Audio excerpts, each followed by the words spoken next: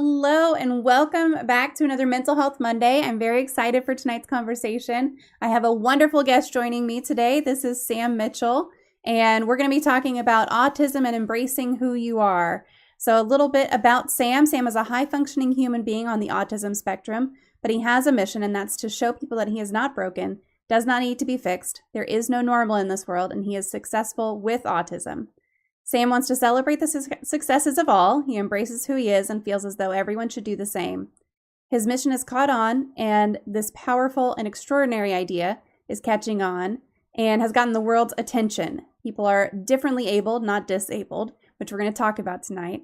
And along with his nonprofit, Autism Rocks and Rolls, Sam is in college, majoring in media and entrepreneurship. He found his niche and love in podcasting in high school when he joined his high school's media club. Podcasting became his passion, and he started his own, like I said, Autism Rocks and Rolls. And Sam now wants to change the perspective of autism, destigmatizing the negativity that often surrounds this type of brain wiring.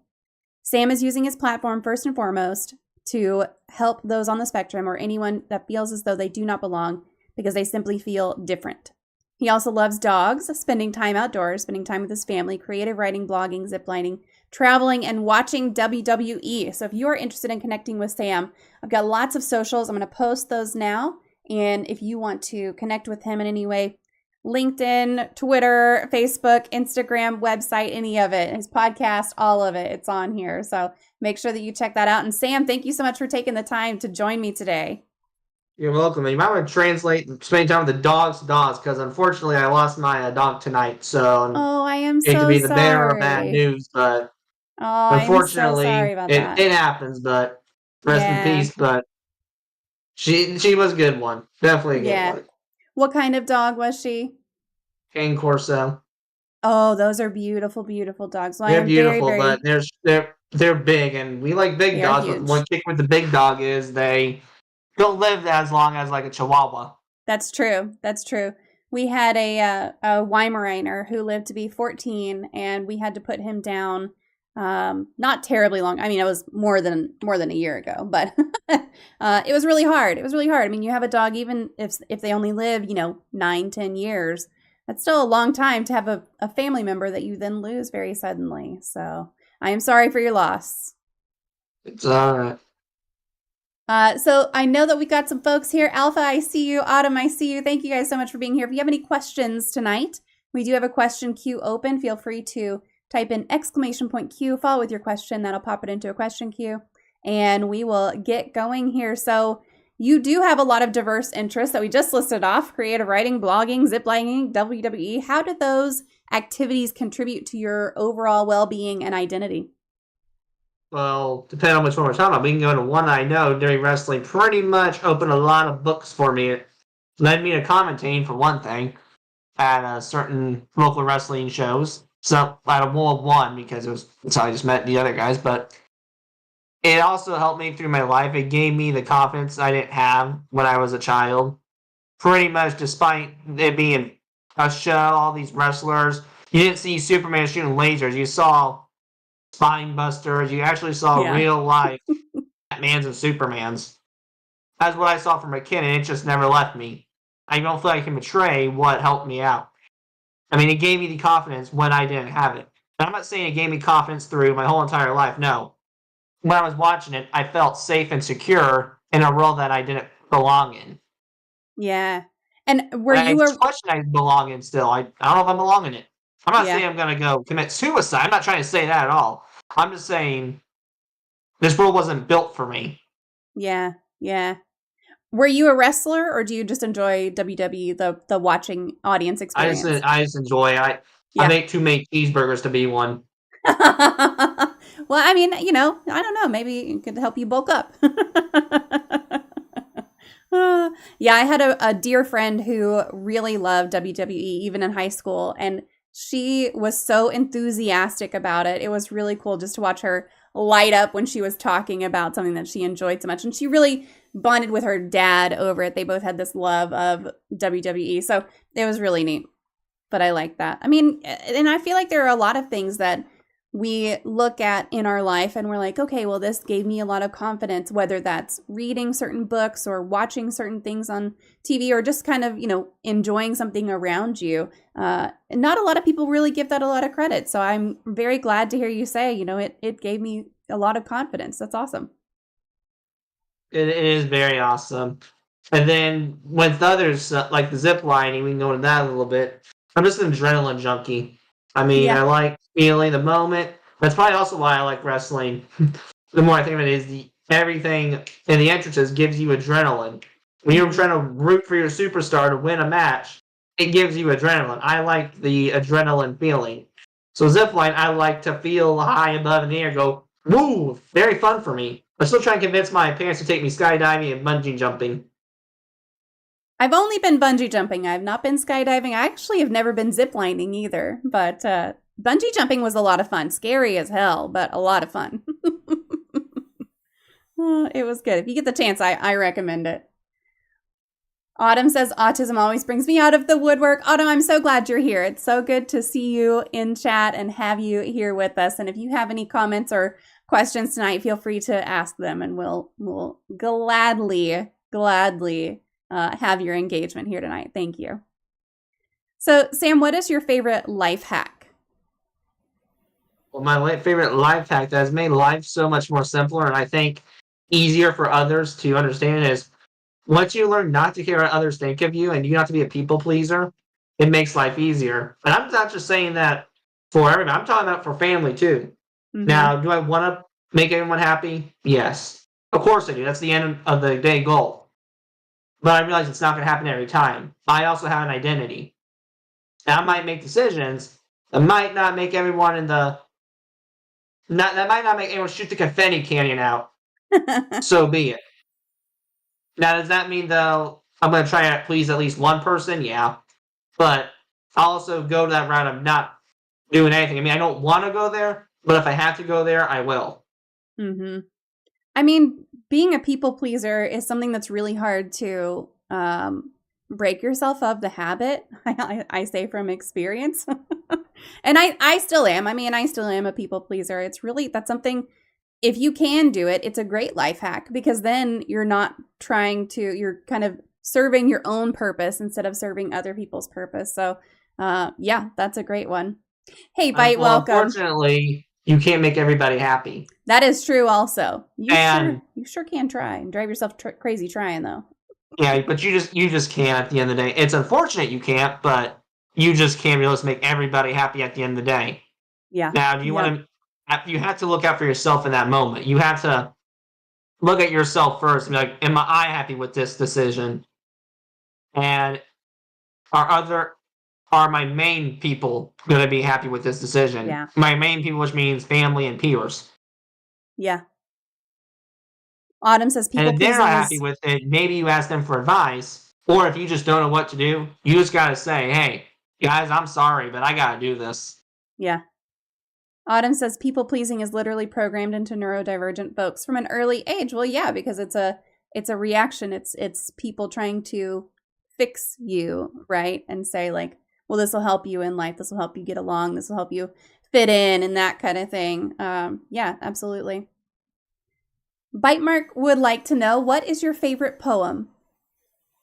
You told me about that. Yes. Favorite poem. Gee whiz. Well, it's going to be hard with a poem, but I won't ignore that question completely.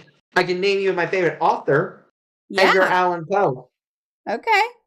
Do you have one in particular that you enjoy? Cask of Amontillado. Oh, that's a good one. Yeah, my mom is a huge Poe fan. I'm not a big Shakespeare guy. I've always been bored with him. But Poe's really cool. I think the eeriness is really cool. I think I even took my mother to a Poe museum up in Richmond for her birthday. Yeah. And I think that's nice. I paid in the entry level, to get in. To get in the Poe museum, I paid for both of us. That's awesome. Yeah, that's a fantastic one. And I don't think we've had anyone say that particular one before. We've had folks say Poe. I think we've had Telltale Heart a couple times as people's favorite poem, but I don't think we've actually had the Cask of Amontillado, so that's a great one. Do you have a true crime story that fascinates you? A true crime story that fascinates me. I've never been a true crime guy, unfortunately, but one that just fascinates me, it's when it involves cult leaders, Oh, like I people love cults.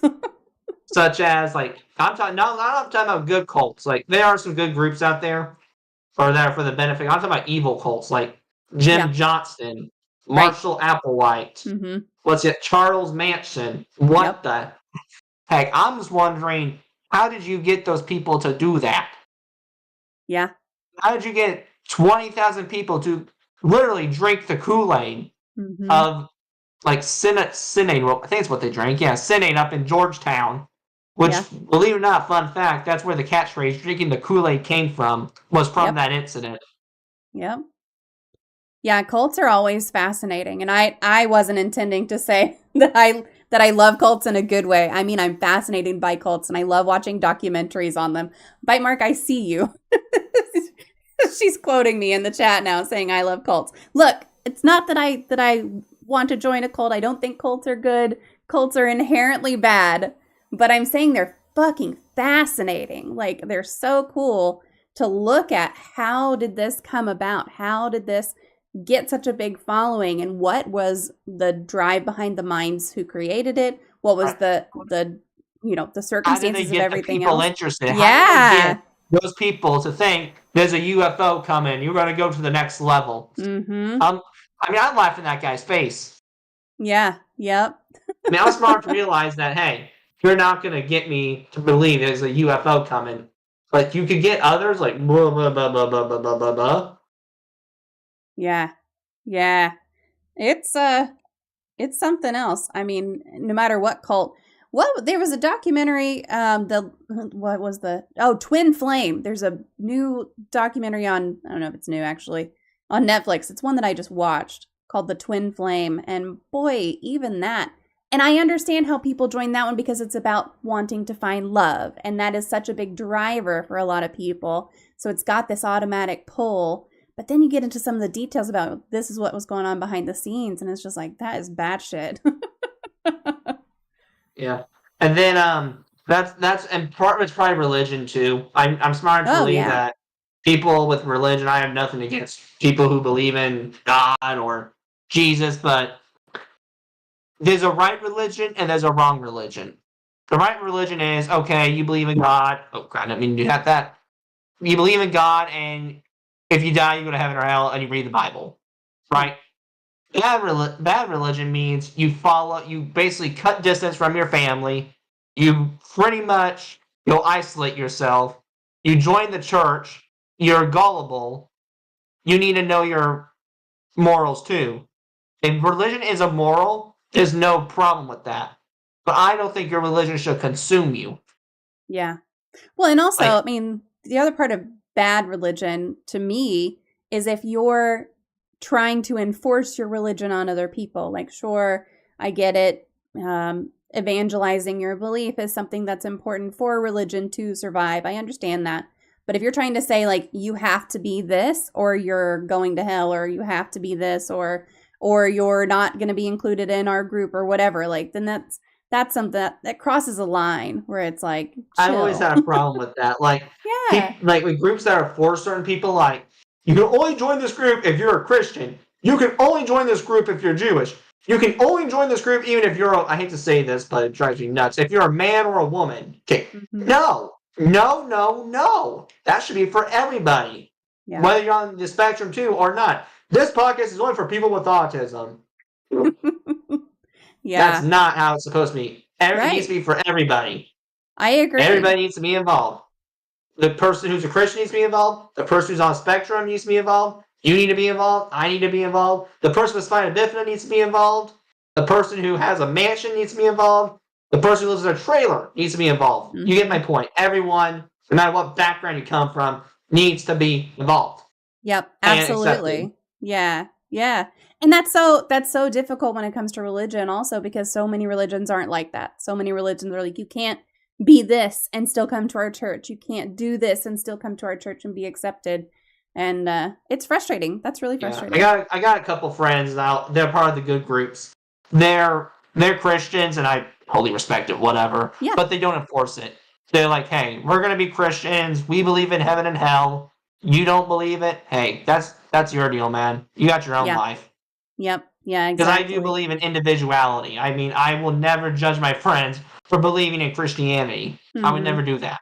Yeah. Yep. I wholeheartedly agree. I think that there are, of course, some groups that should be exclusionary, like victims groups. And if you're a victim of rape, obviously, then there's something that you want to have a safe space for. But that's probably the only application I can think of that should be something that's allowed or supported. But I would. yeah, I'm maybe okay if you've been raped or if you've been also having suicide. I mean, it needs to be for everybody. I'm sorry. yeah. We can agree to disagree on that. I think that Yeah. there are some situations that do call for a little bit of exclusionary content, I think. But that's okay. Not everybody has to believe that like I do.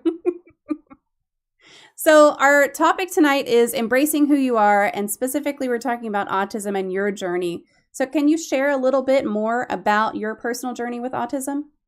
So my personal journey begins at 4 years old. Diagnosed then, had a peanut allergy before. Thankfully, I memorized that because I always get those two mixed. Which one came first? The peanut allergy or the autism, not the chicken or the egg.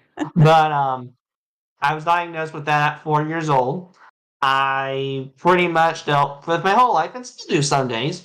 Exclusion, stereotyping. Every time I've spoken, it was a ghost whisper, pretty much. And I tried my best, but most of the time it didn't work. I mean, I tried and tried and tried, but I would just come up short at the end of the day. I was the bridesmaid, never the bride. Thankfully, though, it changed because when I turned 16, actually, no, 15, it developed really bad. I was pretty much not a happy person. I don't feel like anyone got me. I don't mind sharing this because I'm pretty open about it. At 15 years old, I considered drinking Hmm. because not because I wanted to, become this joyful person. I didn't think alcohol would make me joyful. I knew that because of what I saw on television and what I seen even with my own family too. Hmm. But because I wanted to drink so I can just to sleep it off, man. That's why I Yeah. wanted to do it. But then after 16, it changed. I pretty much the bare word. I was fed up. I was done dealing with it. And I thought, all right, we're gonna try again. And here's the deal: if I'm meant to be a loner, so be. I got enough self confidence now that I'm gonna try to fit in. I'm gonna make something out of myself, whether I gotta do it the hard way or the easy way. And the easy would have been to go out and socialize, which I did. And thankfully, I did the easy way 50%. But I also did the hard way 50% because I created something that kind of gave me assurance that I wouldn't be a loner. I created a podcast for myself. Hmm. And it was meant to be a hobby, right? Not expecting maybe 19, 10 hits each episode. But then we got to 20. Then we got to 60. Then we got to 100. All of a sudden, people are now calling to be advertised on my podcast, which I didn't know what that meant. I Now I'm getting called to be spoken in Oklahoma. Now we're playing a gala. And before I know it, we're hosting a summer concert where the people are taking my ideas for once. That's awesome. I mean, it's really good that you were able to find your voice. Sounds like it was really frustrating to get to that point, though. It's very frustrating that it took 16 years to get there, but I always say better late than never. Yeah. And did you have a lot of family around you who was supportive during this time, or was that also a struggle? Oh yeah, no, no, no, no. They were supportive. I think they had a tough time understanding, Yeah. but they supported. They were 100% like, listen, you do what you need to do, man. I'm gonna try to do what I can. They did the best they could, but Yeah. I think they were at points where they were just like, why is he doing this? This makes no sense. And in my brain, I'm like, guys, I have to do this because do. Yeah. So how did you come to embrace your identity as a high functioning individual on the autism spectrum, and what does neurodiversity mean to you? Well, it goes back to the story again, but Mhm. I think I embraced it out of just anger, just out of being mad at pretty much everyone A little bit of because spite. I was spite, I was fed up, and I thought I had to do this. Like I had to embrace myself, or I will not make it. Mm-hmm. And clearly, I made it. But to answer your second question about neurodiversity, to me, neurodiversity means there's diversity in the world and everyone's accepted for who they are, whether you got a mental health condition or a physical condition. Mm-hmm. Yeah.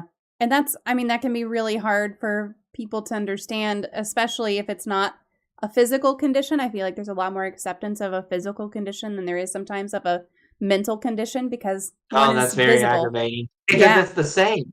They're both Yep. the same issue. I mean, why can't we have literally, like, I know this is handicap parking.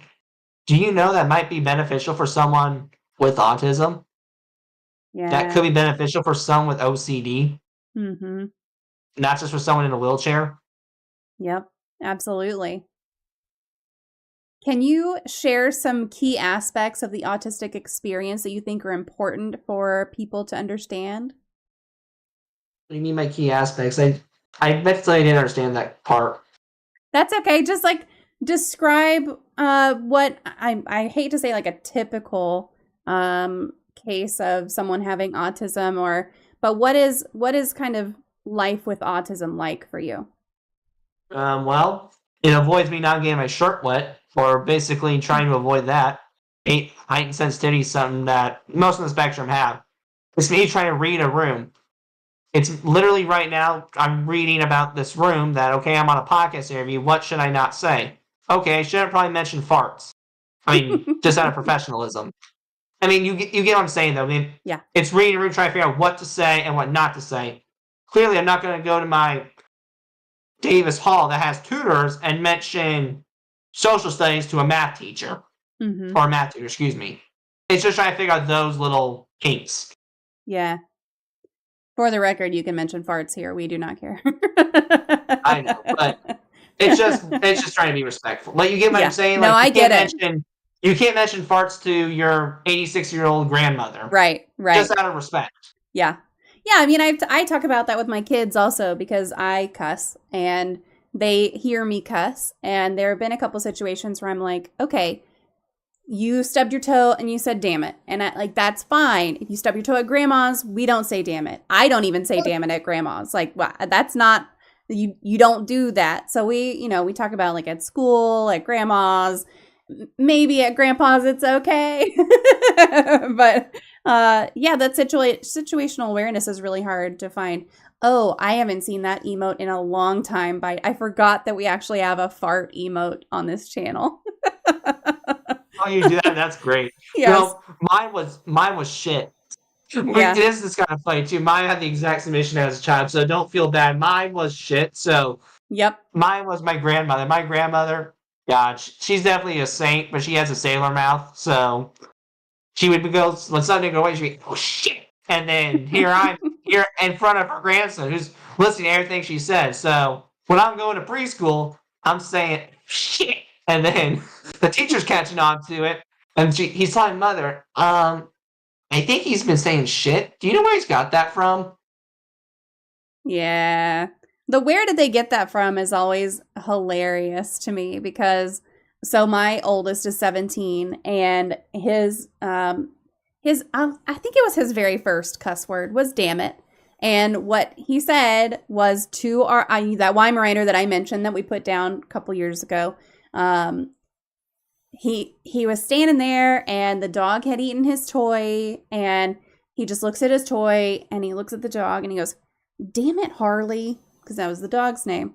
And he said it exactly the same way that I said it whenever the dog would eat my shoe. Because I would look at my shoe and I would look at him and I go, damn it, Harley. And it's like, I know exactly where they got it from. It's from me. But yeah, I mean, trying to read a room and understand the context of what's going on around you, that sounds like it's a very specific challenge. Is there anything It else? doesn't make sense to me because there's extra rules too. So Yeah. let me explain what I mean here. I get universal rules. You don't steal, you don't go rob a bank. You don't steal a pencil, right? You don't slap your mother in the back of the head. I get that. But when you add extra rules that you don't do here, okay, here, I don't have to take my shoes off. At a friend's house, I don't really hang out with anymore, not just because we hate each other, just because we kind of grew apart. I had to take my shoes off. Okay. No, if I had to take my shoes off there, we had to take my shoes off here. Yeah. You see where I'm going? It lacks consistency. Yeah. Yeah, that makes total sense. So, in your mission to destigmatize negativity around autism, what do you find that people misunderstand, and what kind of misconceptions do you think are the most important to address? Everyone on the spectrum is literally, and I hate this term, but it's what society uses, low functioning. I hate that term because in my brain it's too harsh. Yeah. It sounds really Because harsh. they're not low functioning every minute of their life. Okay, have you put them in front of a piano? Have you seen Cody Lee on America's Got Talent? Yeah. Probably when you socialize with him, you're talking to a 3-year-old. Maybe. I'm not saying that's true. If it might be different, I haven't talked to him yet. Hopefully one day we will. But put him in front of a piano and then see if he's a 3-year-old still. Mm-hmm. That's my point too, is everyone thinks that when you hear autism, you think people that are just can't do anything. That when you talk to them, they're 3. No, that's not the case. Now, some it is. I won't lie to you there. But then there's this whole other population that are like me, very high functioning, who might be just delayed in age. And I always say is instead of low functioning, they have the mind of, because we need a term, but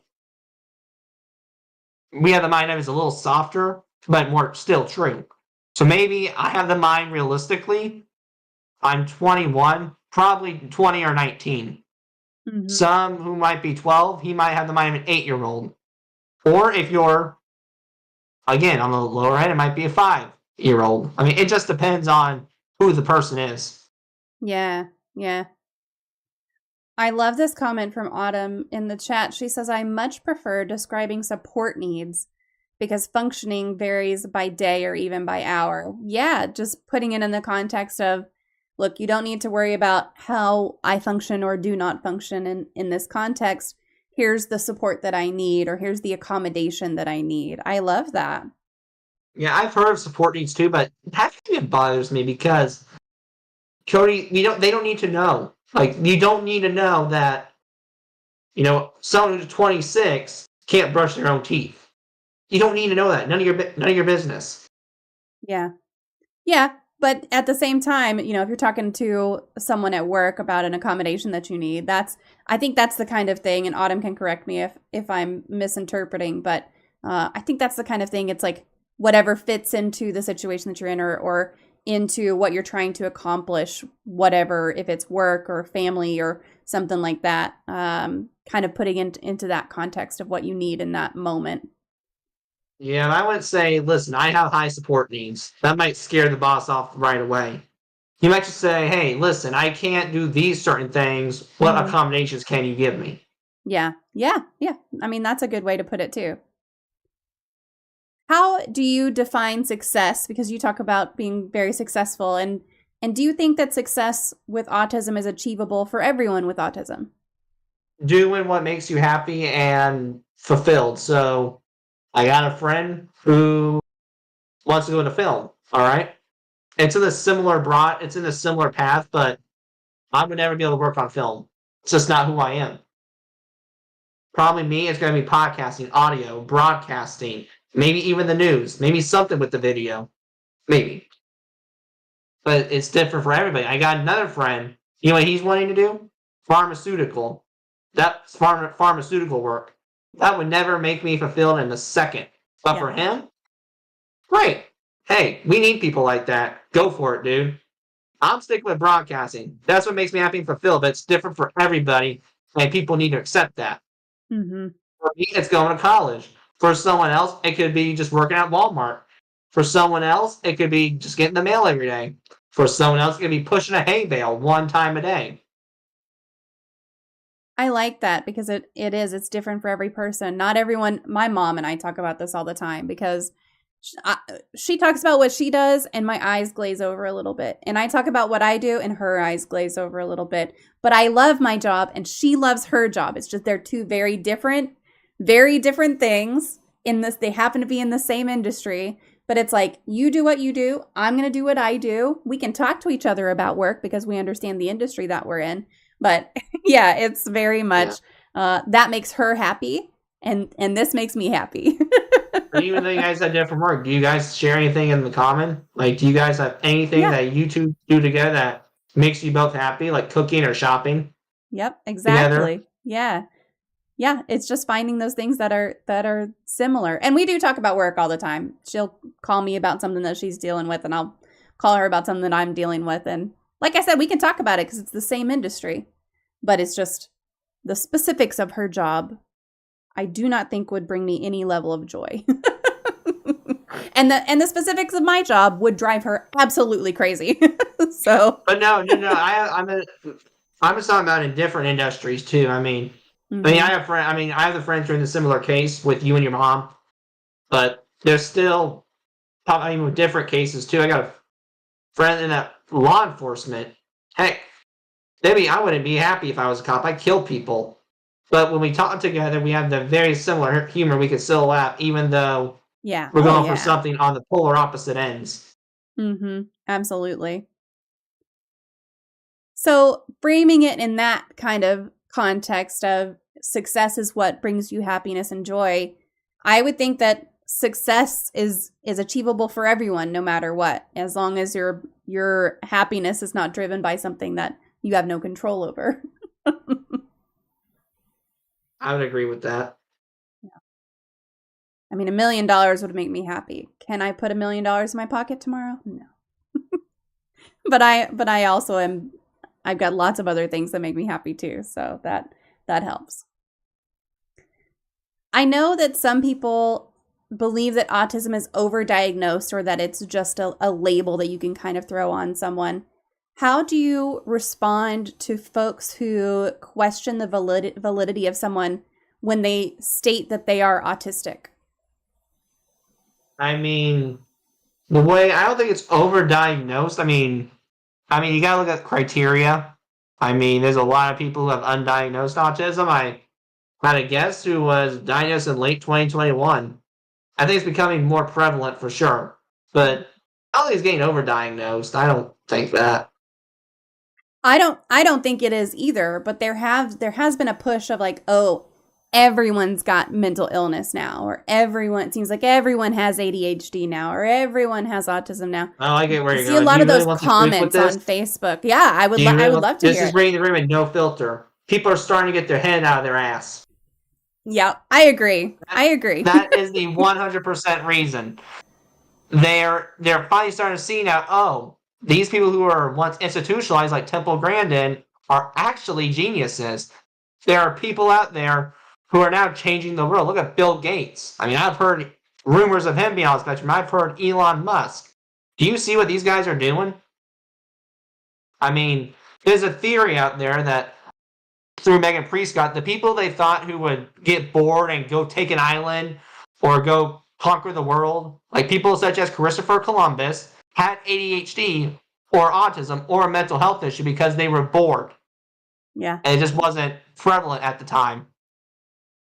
Yeah, I absolutely agree, because I think a lot of it, first of all, there's so much more research now that helps define a lot of different things, and the accessibility of getting mental health care or even getting physical health care continues to go up. It's not perfect. It's not even ideal in some cases, but it continues to go up. And I think as that goes up, it feels like, yeah, you're going to get these comments from your grandpa on Facebook saying, oh, everybody's got this, but it's it's the boomer comments, right? Of well, you're never going to have a house because you're never going to save your money. It's like, well, look at the cost of goods now versus the cost of goods then versus the income of then and the income of now. So yeah, I think that a lot of it is just driven by folks who refuse to maybe accept that kind of thing in the past, and now it's just so much more in your face, especially with social media and everything too.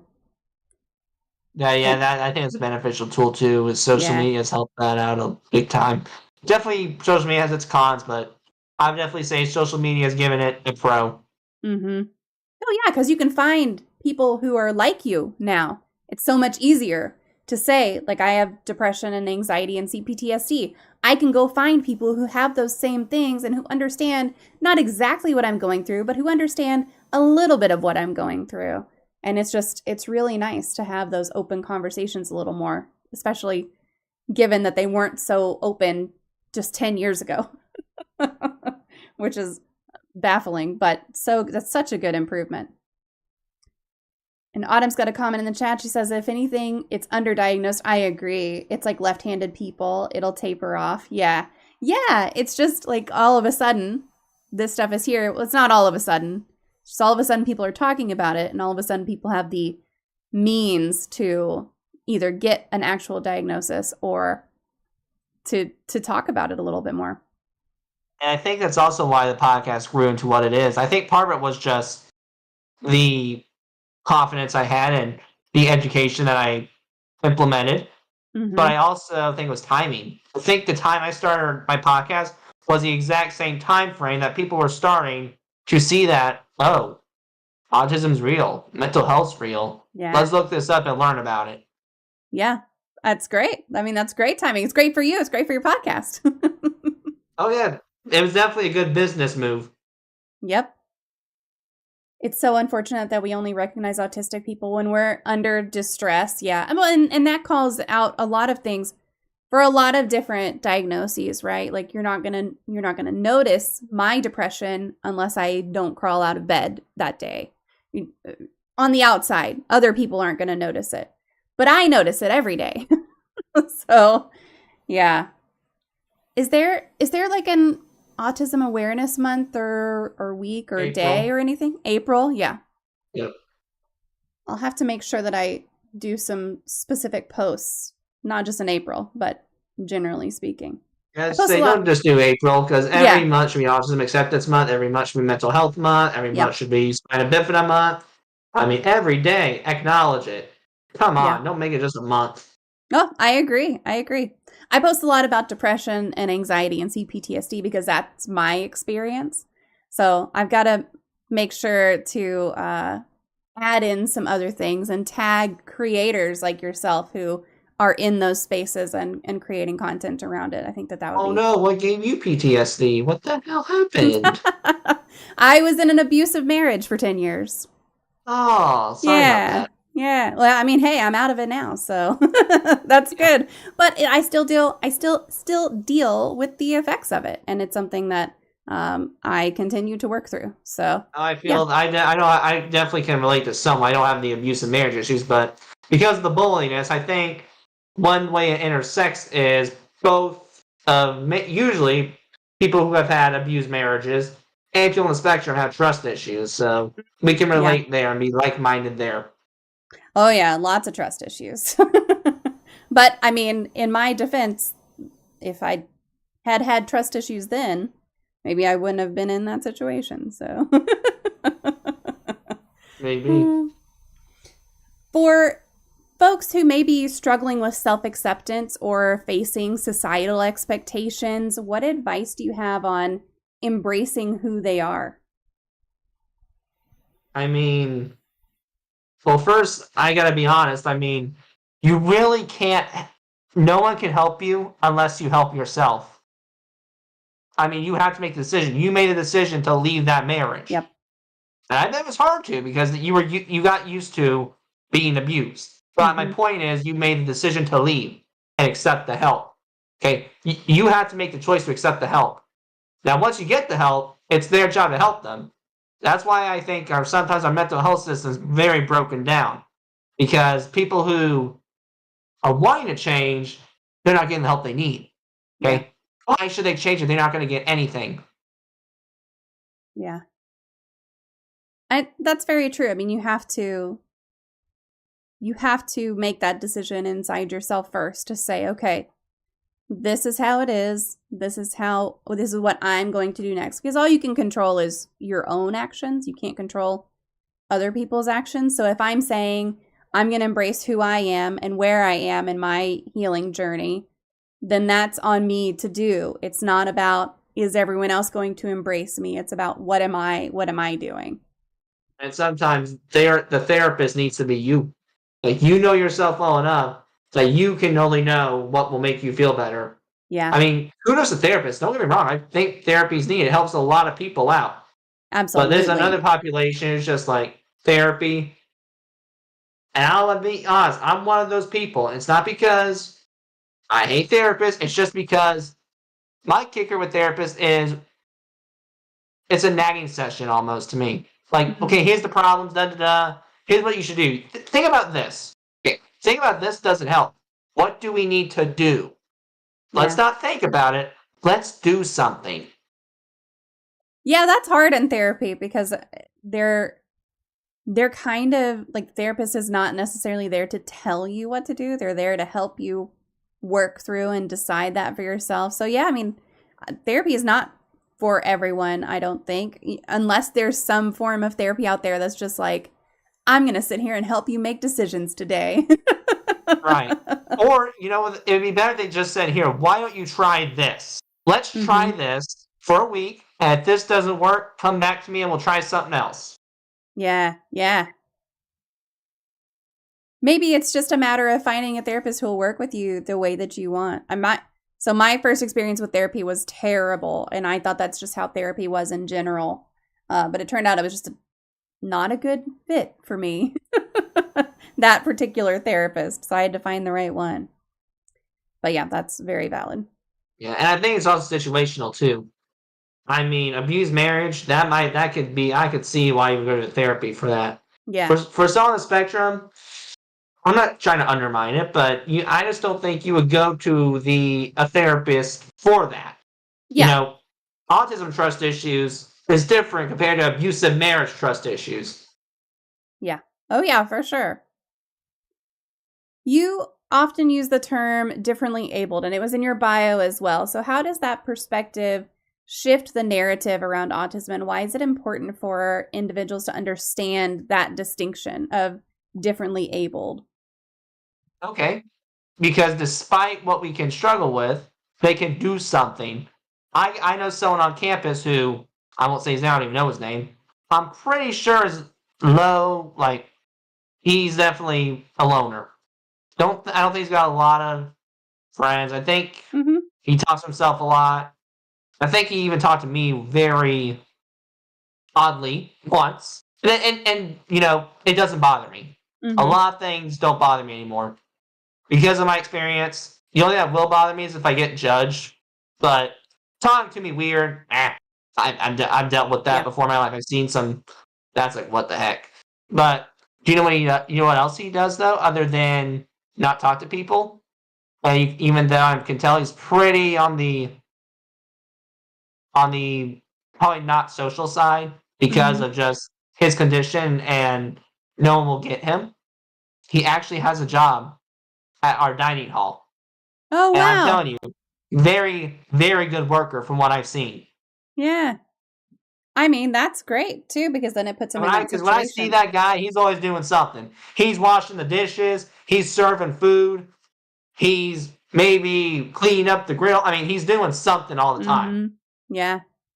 And you're telling me you're going to pass up that because of the way he talks? Huh, Mm-hmm. you're the one missing out, my friend. Yeah. Yeah, it's just finding that thing that they can, well, and it goes back to what we were talking about earlier too, of finding what makes you happy. It's finding what you can do and what you're good at, right? Yeah, I think we both do something very similar. So, despite the fact that it's cold out, I know I do this at least. I don't know what he does, but I think he walks around with his phone on campus, and he does. This person does say some stuff. I don't know what he says again, but he's walking around, and I think it's music, but it's a little lower than Mhm. mine. Mine is headphones and blasting, maybe a little louder too. And we both walk around. We don't do it together, but we both do it and just Mhm. run into each other here and there. Yeah. How can friends and family better communicate with or support individuals who are in their lives who are on the autism spectrum? I think the best idea they can do is to use what my grandfather says. It's a two-way street. Okay? We can use me, okay? You know what one of the rules was? If I was going to do a podcast, I had to go to college. So my opinion is you need to set expectations, but there always needs to be a no behind the yes. Okay, so no, you may not be able to go get your dream job as an auto mechanic. Yes, though, you can help me work on cars. Mhm. Or okay, guess what? You don't have to. Let me think here. Okay, here's a good example. Okay, no, you don't have to socialize because of just the condition. It's hard for you to understand. But yes, you still have to go get a job. Mhm. I like that because it's still supportive. It's still saying, I understand your concerns. You're still hearing the person and saying, like, I understand what you want to do. Here's a way to get something that's similar, but within the realm of possibility. That's going to be something that is healthy and makes you happy still. So that's great. Okay, here's another example. I understand. Okay, no, you don't have to wear a suit and tie to your funeral. Yes, you need to wear nice clothes though. You Mm-hmm. can't go in your grandpa's funeral with pajamas. Yeah. Yep. To be clear, if you're going to my funeral, though, you can absolutely wear pajamas. I don't mind. I mean, I'll At be least one dead, person. so. Hey, no one will see you. Yeah, right? It'll be fine. So I want to talk about your podcast a little bit. So it's called Autism Rocks and Rolls. How has your podcast become a platform for changing perspectives on autism and encouraging others to embrace who they are? We're trying to encourage to people to embrace who they are by just, I'm going to give you the facts. I'm going to give you my opinion, but also, I'm also give you some ideas and what I've done to embrace myself. I'm going to tell you these bullying stories. Now, I'm going to tell you, I may not be able to heal from them, but I'm going to tell you this is how I moved on. Hmm. I never healed from them. It still bothers me that someone took the time to text me, "You're dumb as fuck." Hmm. But I got to a point where I could put it on the back burner. Let me tell you how I did that. I like that because you're just kind of sharing the stories, right? And I know you interview a lot of folks as well and kind of get their experience too. So I think that you're giving folks a platform to kind of listen to and connect with other people. Yeah, I want to make my podcast as inclusive as possible because a lot of Yeah. mental health podcasts, they just focus on one mental health aspect. Yeah. So maybe it's addiction, alcoholism, OCD, just autism. Okay, not me. Let's make this big umbrella a bit bigger. Yeah.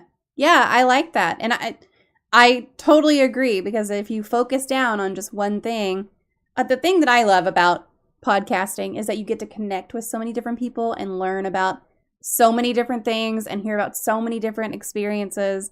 And that's what I love listening to a podcast for. That's what I like creating this podcast for.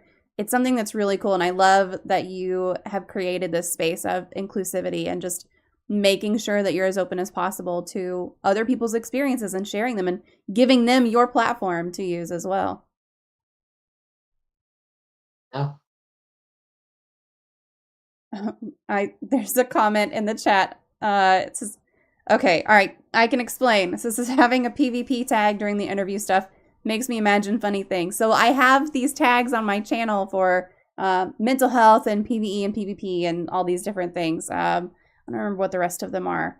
There's several, like backseat gaming allowed and English and closed captioning and just all kinds of stuff. It is kind of PvP though. We're talking back and forth, We're not aggro on each other, but it's one person talking and then the other. And us also. That's how you're supposed to go, dude. Yeah, yeah. Plus, mental health is like PvP with your own brain sometimes. So there's that. So, Sam, how do you balance your college studies and majoring in media and entrepreneurship with your podcasting and your advocacy work while you're doing both? Prioritize. I know what's important first. and I know it can wait till tomorrow, or at least I try to make the wait till tomorrow ordeal. But if it bothers me bad, sometimes I'll just call a night and be like, you know what? I'm just gonna stay up late and do it. Yeah. Yeah, it can be hard. You're very young, so you still got that energy to just be like, I'll just pull an all-nighter. But I remember those days. I could not do it now. But then I don't know. I think I might be able to still. I mean, I have this theory that I might be able to still do it at 60. And I'm saying this. Let me explain why though. I got ADHD. Yeah. And sometimes with ADHD, the brain don't stop too well. Yeah. And I'm saying, I wonder if 60 and my brain's going to be able to stop. Well, that's true. That's a good question because maybe not. When you get in those hyper Maybe not. Maybe I'll still be able to pull up all-nighters because it's really going to drive me nuts, even I'm 60 years old. Huh. Yeah. Yeah. Yeah, I mean, all right, so I could stay up all night. Absolutely, I could still stay up all night, but I would pay dearly for it the next day. Yeah, and I'm just wondering, well, would I pay dearly the next day? Yeah. Truth be told, I'm not saying that. I mean, I could, but I'm just also saying it's a possibility. I'm like, all right, let's do this. Oh, 6 a.m.? All right, let's go. Are those birds I hear? Not saying it's possible, but it could very well be. Yeah. Well, I do hope that you get enough good sleep, as much as possible. I appreciate her. Yeah. Well, it is time for our magic moment of the stream. And if you could wave a magic wand and eliminate one common opinion, misconception, or theory surrounding mental illness, disabilities, or talking about mental health, what would it be? Abracadabra, stop judging people, please. Amen. That goes straight back to religion. I made stupidity disappear. I love it. Let me think of another funny one here. Abraca stupidity disappear, please, so that we don't have to deal with idiots. Thank you. For real. Yeah, I think the judgment is a really good one because if you are judging other people just based on how they're interacting with you or how they look or what your perception is of them, first of all, you don't get their whole story. And second of all, what they're presenting to you is not necessarily fully accurate either.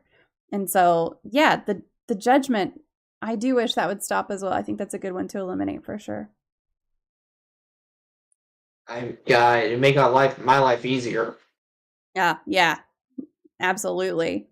Well, I am going to share your links one more time. So if anyone wants to connect with Sam on socials, we've got website, Facebook, Instagram, LinkedIn, Twitter, TikTok, YouTube, podcast links, all coming at you. So make sure that you connect with him in whatever way you would like to.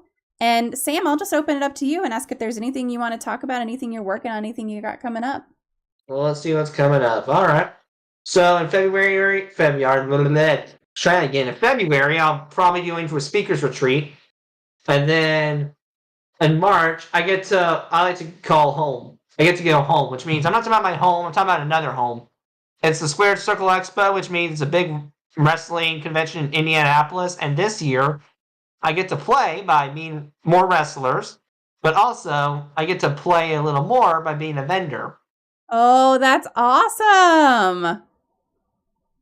So yeah, that's definitely Sam's. I call that event Sam's Fun Time. That's awesome. Well, I hope you have a real blast for sure. Well, I'll open it up. If we have any more community questions, make sure to pop them into the chat. But I'll also just say, Sam, thank you so much for being here today. This was a really lovely conversation, and I'm glad you were able to take the time in the middle of college life and dorm life and podcast life and all of it. Yeah, and nightlife too. Thanks. It's 10:25. No, I'm kidding. I didn't mind doing this. Thank you 100%. I appreciate it. Yeah, absolutely. Listen, most of my audience is in like their 20s, 30s, 40s. So you got to catch them after work instead of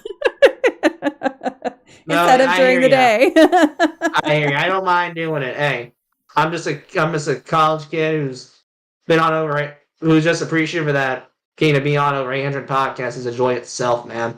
Yeah, that's really cool. That's a really cool accomplishment. Do you have any resources that you like to point out, websites or groups or anything? AutismRocksMills.com. If you go to that page, there's a links. It provides a lot of resources that others have done, and oh boy, it's amazing. Love that. Yeah, awesome. So make sure to check out, I've already posted that website, so make sure to check out that website and look for those resources for sure. Well, Sam, thank you so much. I appreciate you taking the time. And chat, give me just a minute. I will be right back. Stick around.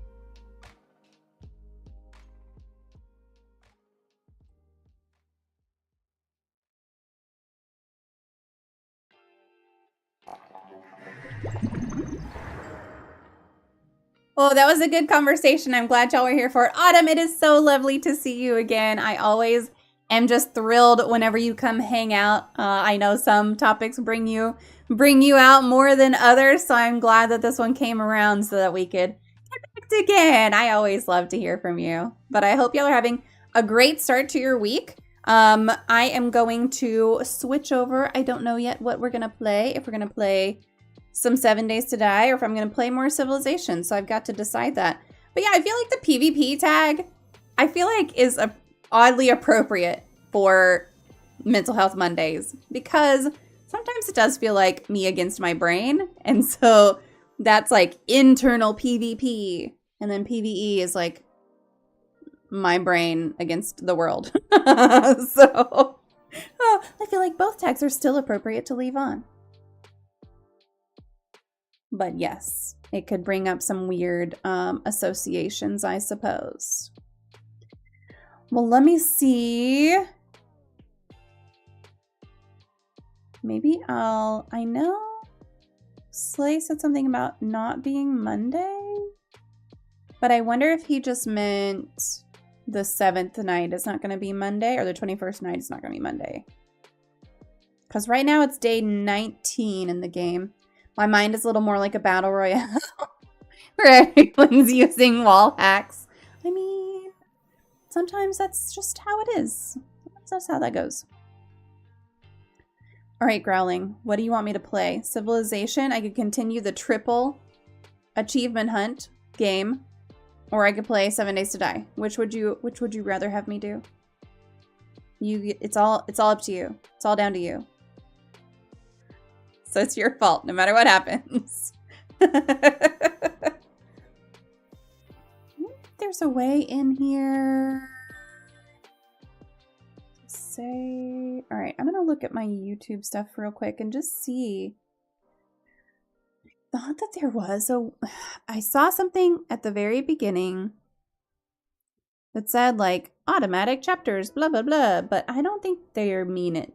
I think maybe they're trying, but I don't think they mean it. So I'll probably stop the broadcast to YouTube. 7 days involves killing zombies. It is more better. Okay, we'll do that then. I'm going to stop the transmission to YouTube. Excuse me, I'm currently playing Fill the Pit with Doggies in Valheim. That sounds terrifying. Sounds like you're going to light them on fire. All right, I'm going to stop the transmission to YouTube, but I'll be